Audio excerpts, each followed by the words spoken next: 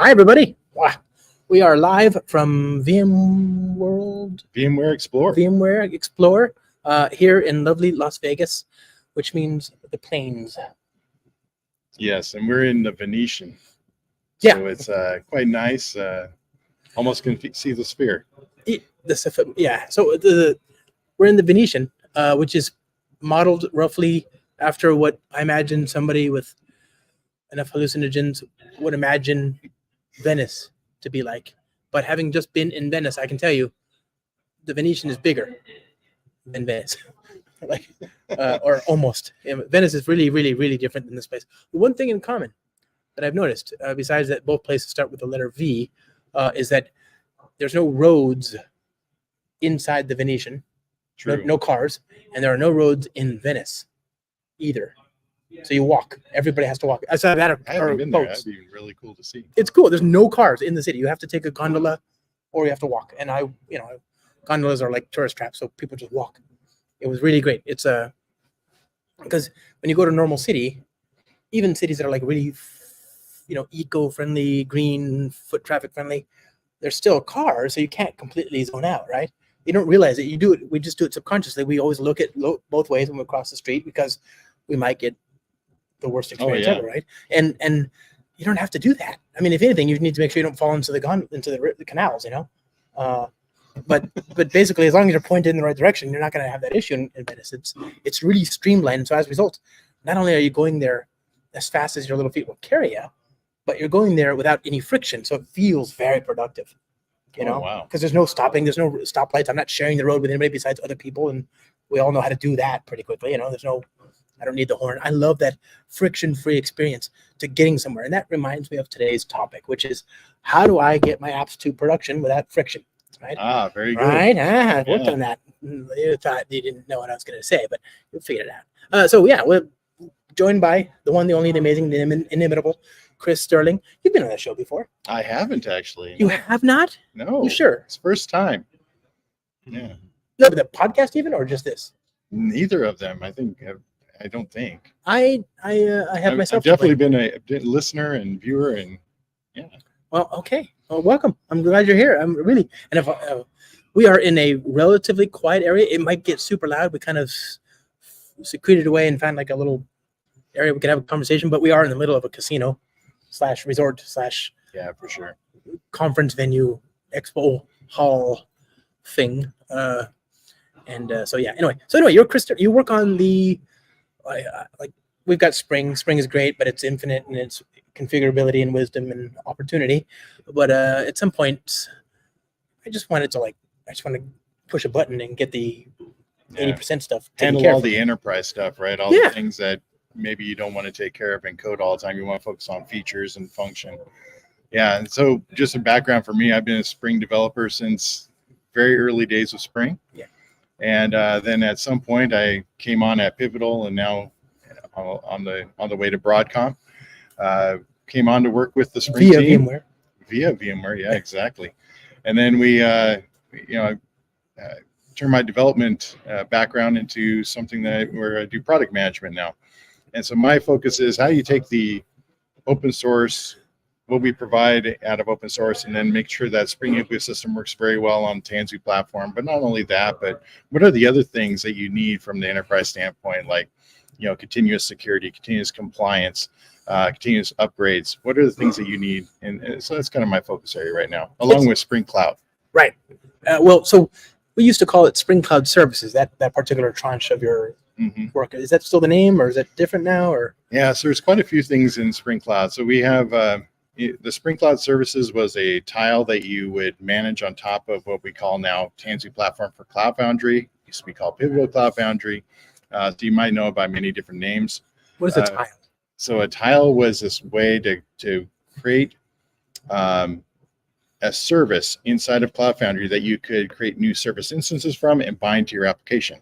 In this case, Spring Cloud Services was config server and service registry. So if you ever done Eureka or something like that.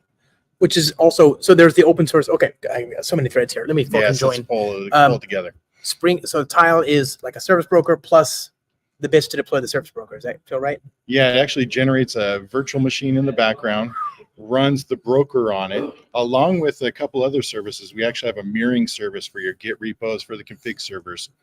And that will make sure that you don't have any downtime. Let's say if you lose connectivity to your Git servers or backing your config server implementations, your instances, it'll still work because it's all on platform. Okay. And so this is a thing that's you're deploying parts of the platform as opposed to deploying on top of the platform. So it's a slightly different life cycle, but the ideas of like no downtime deployment and rollbacks are kind of built into that works like life cycle. We handle all the day two stuff, so it always keeps running. We actually deploy for every single service instance. We actually deploy an application, backing application that can scale horizontally as well. So you can decide, I need a config server, but I want HA mode. So I want 2 different instances running at the same time, and they're pointing at the same Git repo and providing those. And the things you just talked about, some of the things that you support deployment are some of the things that we have in the open source Spring ecosystem, Spring Cloud config server. Mm-hmm. We have the service registry, which is underneath the hood, I think. Spring Cloud Service Registry. Yeah. Is that ultimately based on Eureka? Well, there's multiple implementation, but one of them is Eureka, console. There are a few others, but ours is based on Eureka. Nice. Okay. And so these are all things that, again, in theory, you could just go get the open source bits and deploy them, but then you've got to figure out security, you got to figure out HA, you got to figure out updates and rollbacks, you got to figure out multi-availability zones, which is a whole other kettle of fish or ball of wax. Mm-hmm. You've got SSO. I think we just talked about that. Yeah, single sign-on. That's pretty much one of the really cool things is that there's actually a client library called Spring Cloud Services Starter. And with that, if you put that in your application and your on Cloud Foundry, and then you use the Spring Cloud Services, it will automatically go to what's called UAA, which is kind of the identity provider on Cloud Foundry, get a new client ID and secret. It does that whole flow, the OAuth flow for you. And then it uses those credentials and binds them to your application. And that's how you communicate from your client application to the config server. And so it secures that whole communication path, all on TLS as well. And then on the other cool thing about that is that every application now has their own client ID and credentials, and we can kind of tell who's all bound to this. Metering. Yes. So you can have one instance, but you can dole out claims to it, sort of exactly via this client ID. It's like an OAuth. Is it OAuth? It is OAuth. Okay, yeah. Mm-hmm. Cool. So I have to sneeze. Go ahead. Excuse me. All right. Anyway, so you've got these this ability to do metering. You have visibility into who's using what, and you can scale out accordingly as well, right? Each time a client connects, the service can look at that. Is it automatic, or does it? Can you just go in there and do CF +1? Yeah, it's pretty much you add the count. And usually with these, you don't really have to scale them automatically like auto scaling. Many times you say, I just need 2 of them, so I have an HA, high availability. Right. But then with service registry, one of the other cool things is say you have 2 different environments, one in AZ1 and AZ2. You can have service registry in each one of those with the same services running, right? Right. And they are all registered with that, the service registry in their AZ. Wait, so you've got like a tree of service registries? And then you can actually peer replicate between them. And you can say, there's also the services over there and the services over here. So you can do bidirectional of the service locations. So do you call that the service registry? Registry? That's very nice. Yeah, you missed out, right? Yeah, we really missed out on that one. I'm just full of this stuff. We call it peer replication, which is not as fun. So anyways, the cool thing about that is if you're a client on one of these AZs, so I could be talking to service instances that are on my AZ. Yeah. But if all those go down, it'll actually allow me to go and call the services are running on the other AZ. And it's completely transparent to the client. They just know that they're connecting. So is there a way to enforce that the service registry dole out the more proximal instances first, and if there's none available, then only then do they deliver the more latent but still available remote services? Is that in the algorithm? They do, yeah. So Spring Cloud Eureka allows you to do what's called metadata. So on my service instance, I can say, hey, I am part of group AZ1. And then all of the client apps are saying, hey, I'm a service. and they register themselves with it, they would say, hey, I'm part of AZ1. And then as a client that wants to call one of the other services, I go, hey, only give me the ones that are in AZ1. And so I'll client side load balance only to the instances that are in my proximity. That's amazing. Mm-hmm. So how does it know what is it just like here or there, or is it like here, closer, not so close? Well, usually it's either here or there, or here or anywhere else, not anywhere else. Right, just not here. Right. Here or not here. Yeah. And then the idea is that a lot of our customers, what they want to be able to do is fail over into the other AZ if they need to. Okay, that makes sense. That's so cool. I didn't know we had that. That's like really cool. Yeah. I mean, it makes sense, right? And we've had it for what? It's 2015. This is embarrassing. Don't say that. Well, we've always made it better every year, but yeah. I knew we had Spring Cloud. I mean, I knew you could like do things with the algorithm there, the heuristics, and I know a lot of organizations, they want exactly what you just described. Mm-hmm. And also they don't want to do it. I mean, they want to implement it. They want to use somebody else's thing, but they don't want to because that's not what we're getting paid for. I got to get this thing to production so my customers are happy. Yeah. They don't care how I resolve the request, or route it and resolve it, Yeah, and that's kind of the idea here. Spring Cloud was really to provide the application infrastructure so you don't have to think about it. And it does a lot of things in the cloud that you expect to have out of a cloud for your applications without you having to do too much. So you can focus on your business logic. And the other one that we have as a tile on Tanzu platform for Cloud Foundry is Spring Cloud Gateway. Which is my personal, by the way, you're talking about the reactive one. It's the reactive implementation, yes. One of my favorite projects ever, because it's just so, I mean, who doesn't need this? Yeah. Who doesn't? Even if you're not a Spring developer, if you want an easy gateway, you can learn 3 lines of code and get something, and then write some YAML in worst case. Yeah. Even if you're not a Java dev. One of the cool things that we do, so our implementation goes a little bit beyond what the open source project does. Obviously does all the security, right? So we have a bunch of commercial filters.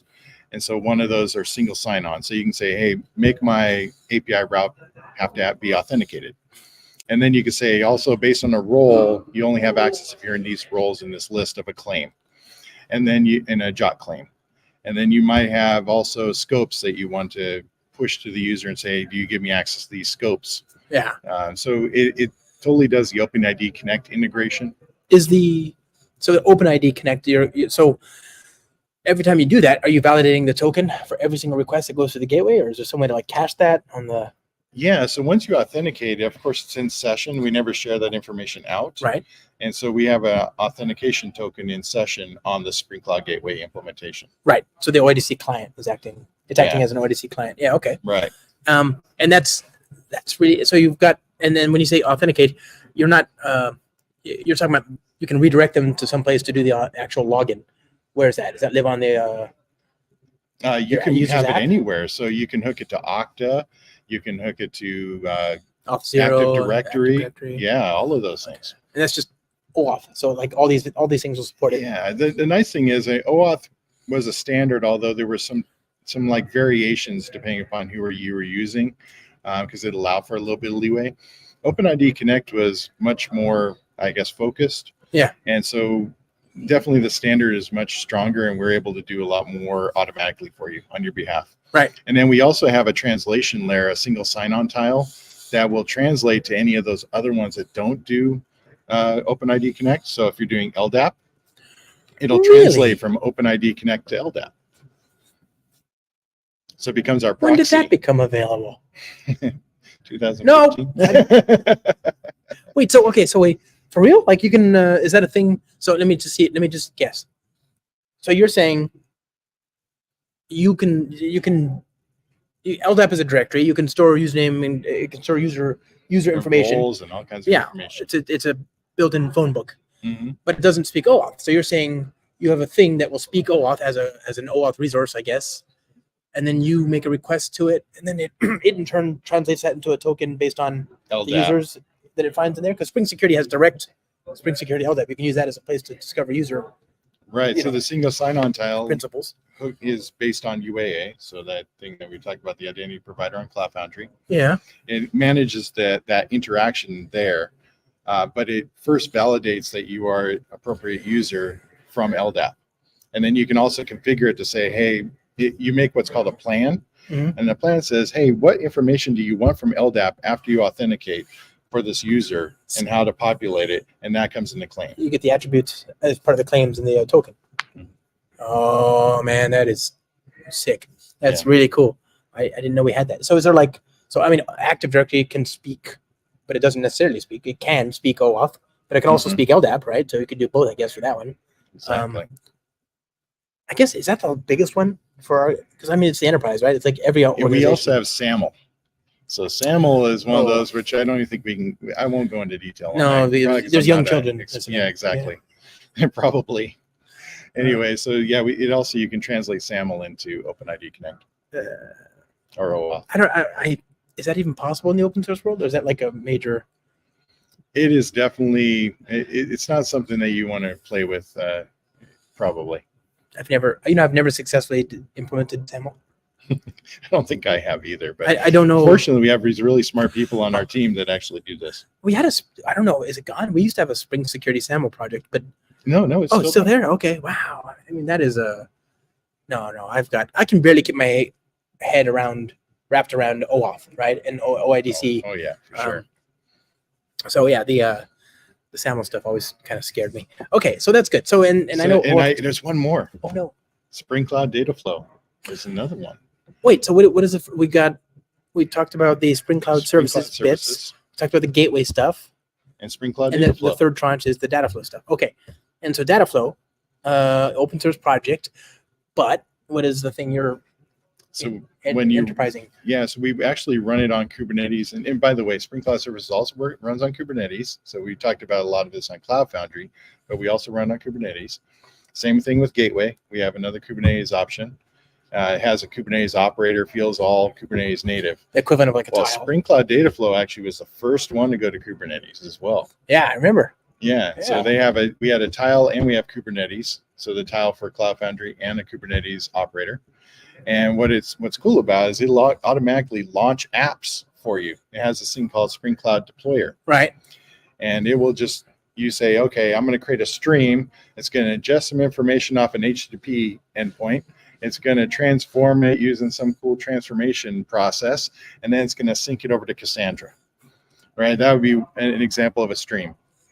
And then what's cool about that is now all of a sudden you say apply that to the service, the Spring Cloud Data Flow service, and it goes and when the HTTP request comes in, it'll launch the streams as microservices on the platform, Kubernetes or Cloud Foundry, as app instances, and then it will have one that's doing the ingestion, one that's doing the transformation, and one that's doing the syncing.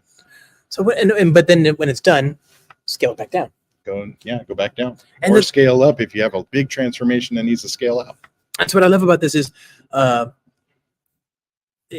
first blush, when I first heard about this scheme, I thought, a lot of moving parts. But first of all, there's durable state that manages like the workflow, basically the handoff between each of these running processes. Second of all, the longer a piece of code runs, the more surface area it has for failure. And the bigger the code base, the more surface area it has for failure. So paradoxically, by having a bunch of small things that shut down pretty quickly, you increase resilience. Yeah, exactly. Because if there's a faulty component, it's going to be gone in a few minutes anyway. Well, it'll get restarted next time. Even more than that, right? So you increase your resilience also by using a messaging platform, right? Which stores your buffers. Exactly. Yeah, I think that's what you're pointing at. Yeah. So the nice thing about that is that's all handled underneath the covers for you. As all as you focus on is the transformation itself or the ingestion part. Let's say you're ingesting, from an FTP endpoint. What about the Amazon stuff? Can I do that? Oh yeah, S3. So something pops onto an S3 bucket. Decide to do something about it. And I don't care when that happens or how. I just want to get notified. I want to be told, hey, there's this new thing. Here it is. Do something with it. And so then there's also cool dashboards and everything that you get with this when you run it on platform. And not only that, you can, from a single Spring Cloud Data Flow instance, you can target multiple clusters or multiple Cloud Foundry foundations for running those workloads. So you can actually spread it out. Can I do both, like Kubernetes and Cloud Foundry? Can they share you can. tasks and stuff? Or well, I don't know if they share. They would. Or like, can I have a source over here and a stream over there? I don't know. Probably not. Okay, I don't know. I'm sure that is possible, but I don't think you want to. No. I mean, I don't know. Because it is. We've got a a central but not singular admin that's keeping track of all the moving parts. So right? you can run a streaming pipeline over here, and then another streaming pipeline over there. So Right. it could be one on a foundation, one on a Kubernetes cluster, one on another Kubernetes cluster. Right. But That's so cool. But it's not that you would run the stream across clusters or something. Right. Yeah.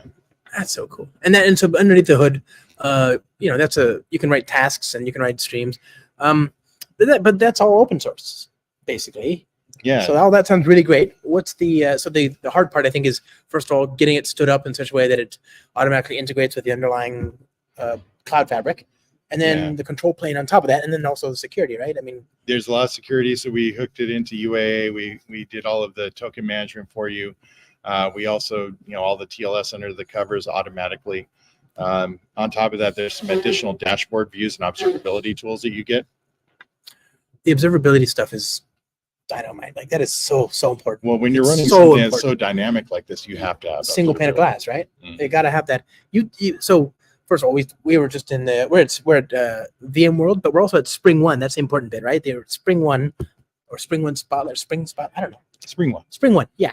By the way, you can go watch the live stream, spring1.io. And I think there's a schedule there, and you can join the live stream. And there's also a Discord you can join. That's happening right now. I don't know why you're watching this. What are you doing?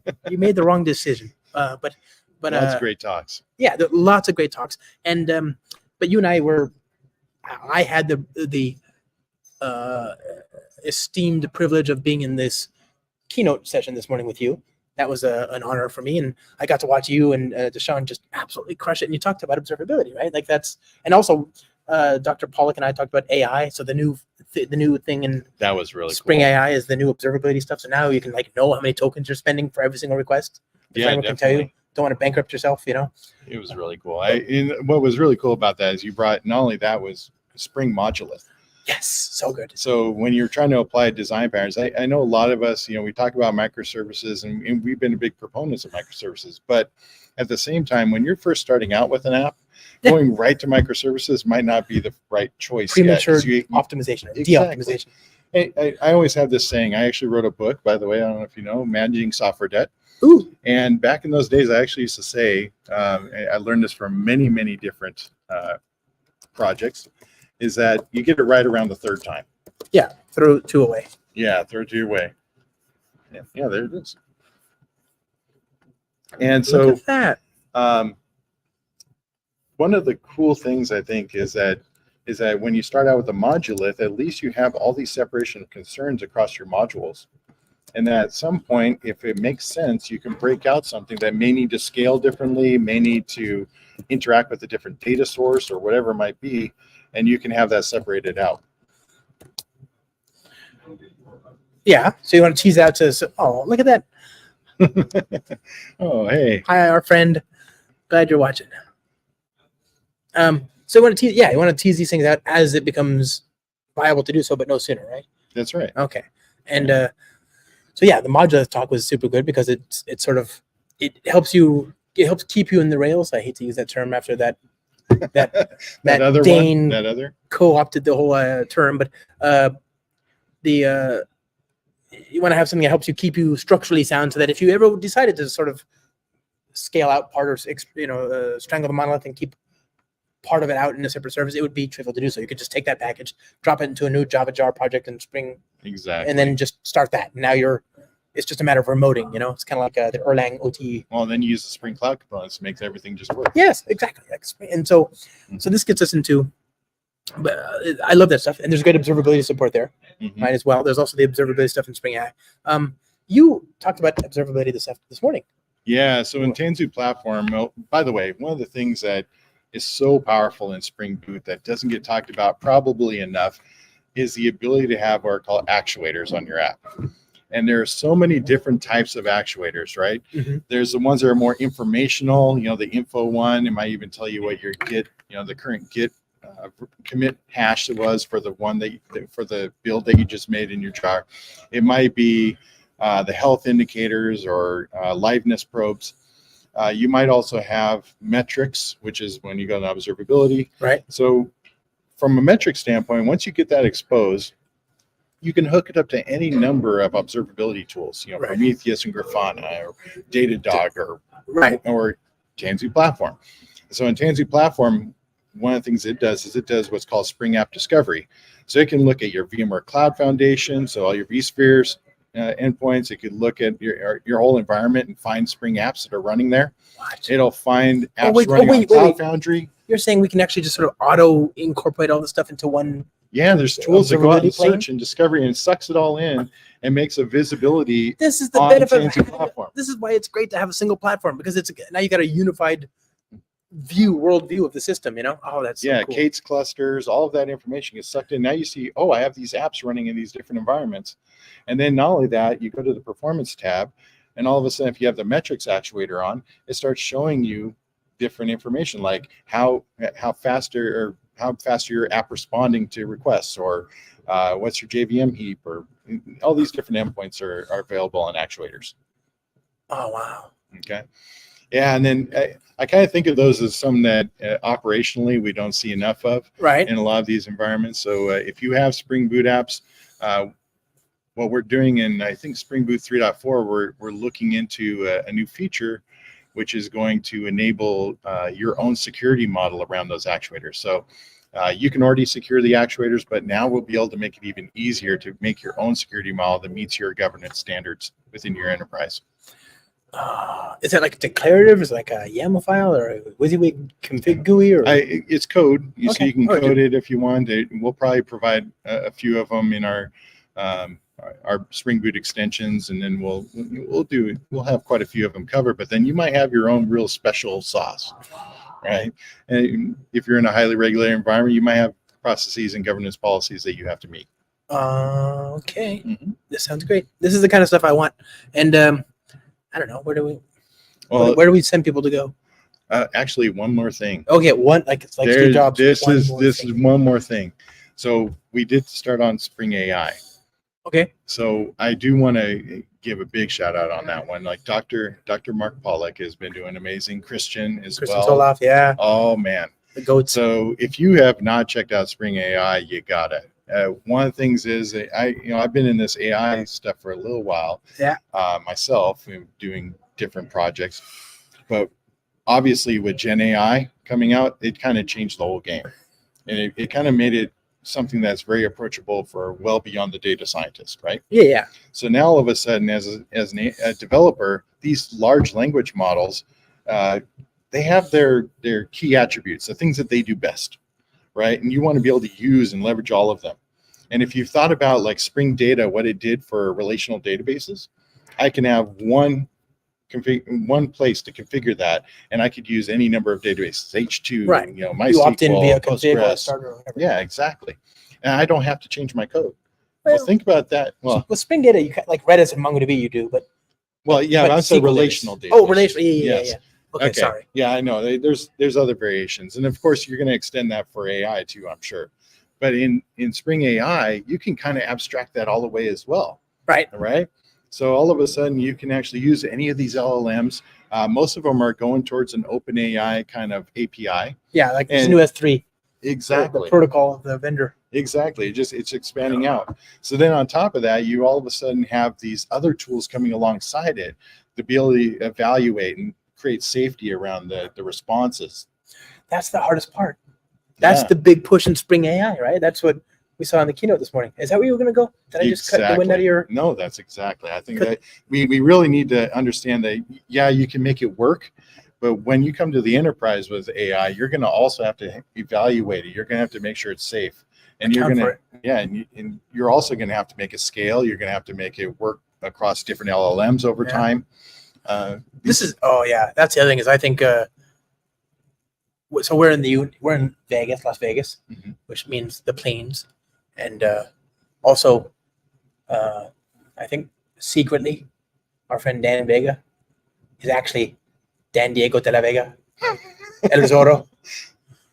I know in the stories it's Don. I thought you were going to go Princess Bride in that one, but no, it's Don Diego de la Vega. But maybe it's Dan. Maybe they just misprinted it, and it's actually Dan Vega, and he is the famed masked vigilante as well as a Spring developer advocate extraordinaire. But anyway, we're in Vegas, and Vegas, it turns out, in the United States. And so here, I think a lot of people are pretty happy. Not everybody, certainly not the financial industry. Anybody dealing with very, very important personal information, they're pretty happy to do something with OpenAI or Gemini or whatever. But if you're running in Europe, certainly Western Europe, that's not going to work, right? Yeah. You've got privacy concerns to go. You need something else, and this is where I think Spring AI is really great. Prototype, cost management, yeah, PII scrubbing, like personal information. Yeah, all of this stuff is something that we want to tackle. And Spring AI is going to have all the interfaces for that, but we also, within Tanzu, you can imagine, we're going to provide services that make that really easy. Yeah, exactly. This is so, and it's in the end. So you start with Spring AI today. I think a lot of us are going to probably start with OpenAI because it's just the most obvious one at the moment. Although that's certainly a change. Cloud looks amazing. Gemini looks amazing. Some of these enterprise apps, a lot of these bigger customers, they will not let you even go out to the internet for these things. Yeah. So you have to run your old Llama inside or something like that. Right. And Llama is great too. I love Llama. Really does a great job. You can do, I don't know, certainly for everything I've tried, it seems just as good as anything else, Mm-hmm. But even there, I noticed, so we have Azure, our friends over at Microsoft, they have a Azure OpenAI, which is OpenAI, Yep. but it's metered within your Azure cost center, right? So a lot of people are used to paying for Azure. Now it's just another thing they can add to their existing bill, right? Yep. And I think that having that kind your of subscription units towards one of these services Right. managed for you. So it Nice. is OpenAI, but it's now within the firewall. Yep. I can use it in my organization. So there's that. So but it's not the same API. That's the thing. Mm-hmm. Azure OpenAI is not the same as OpenAI. It's Azure API. Yep. Versus different. So even that, having the ability to start with one, like maybe you have an idea, you scratch the itch at home, and you're like, oh, okay, this is pretty cool. I'll take it to management and see if we can do a POC or something on it, And it's like, oops, that whole thing is, I can't use it in the organization. I literally can't connect to it. Okay, no problem. Having the ability to run a Llama or do something like that, within a metered cost center is really, really important. And Spring AI makes that portability seamless. And not only that, the other part of it is how do you ingest all the information that you have internally, like the APIs and documentation and all that stuff, right? Suck it into a vector database. We can help with that too. Yeah. So it's kind of like Spring AI really provides that abstraction layer over all of these pieces. And we've talked about it in the keynote this morning, connecting your data and your APIs. Where's your data? How are you talking to your data right now? I bet Spring's involved. Yep. How are you building your APIs? I'll bet Spring's involved. Well, good news. All that is now reusable as functions. And with RAG and through Spring AI, And so now you tie all this up with a bow. Yeah. You got Spring Cloud Data Flow, which is processing data and streaming pipelines. You got potentially that ingestion into a Spring AI, right? Available models and ancillary information that it can provide answers about. Right. And then on top of that, you can actually have your application running in a cloud environment with Spring Cloud components and the application infrastructure. Yeah. Right. And then you can have it fronted with Spring Cloud Gateway in order for you to have high throughput and also dynamic routing. Sounds good to me. Yeah. That sounds like production, actually. It sounds great to me. That's that what you just described is all the moving parts that I need for a modern piece of software today. Yeah, definitely. And we didn't even talk about the single sign-on that you put on that as well. Oh yeah. Well, I'm imagining for a lot of that stack that I'm just gonna. What did we used to say? Don't pay for what you can. No, don't pay. Don't run what you can't charge for, right? Something like that, right? If you can't charge your customer for it, you shouldn't be building it, right? That's right. I'm all about that. I live by that, Yeah. And yeah.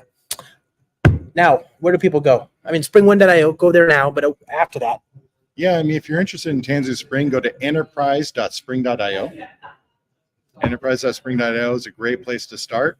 Then, you might also check out Tanzu Spring, and you'll be able to see a lot more. Enterprise.spring.io, putting that right here.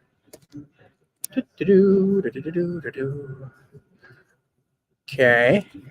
And then they can actually get some of that stuff. Is that true? You can still get some of this, Spring. Yeah, usually it's using the open. Oh, no, it does have. Yeah, Eureka, there it is. Oh, but is it they are binding for it? Or is that just regular one? I'm not sure, actually. I'll have to go check that. Yeah. Oh, there you go. Yeah. There you go, Taz. Yeah, you can go to, if you type in Taz, TAS, and start.spring.io, you can, you'll get the bindings for some of that stuff. It's just a lot of places you can go. Are you on the internet? I am. Do you want to be found? Sure. If yeah. so, where do they find you? So actually on Twitter, my tag is CSTERWA, Seasterwa. Like that? Yes, that is. Do-do-do-do-do-do. Oh, wouldn't it be funny if the Wi-Fi like petered out right now? I got Hey, through there the I whole am. thing. Yeah, oh, that's great. Can I put that in here? Yeah, definitely. Share with the crowd. And I love to talk about software architecture, Spring, even operational application operations. Feel free to talk to me. My background has been all over the place, so Yeah. I love to talk about things. I've been talking to you all day because we've been hanging out in meetings it's been and fun. customer meetings and the conference and the keynote and the talks and all that. I know you've got to go pretty soon. You've got a talk to do. So I want to thank you for taking your time. Appreciate it. Thanks, everybody. Please do a video about microservice. Yeah. See, they want you to do a video. That'd be Oh, awesome. wait, maybe that's for me. I Oh, think yeah. that's for you. We should do one together. We should do one. I would do it with you, yeah. That'd be. And Rita, say hi to you as well. Oh, yeah. Hi, everybody. Okay, this is fun. Thank you, sir. All right. Bye, Have a good everybody. one. Have a good one. Goodbye. Goodbye.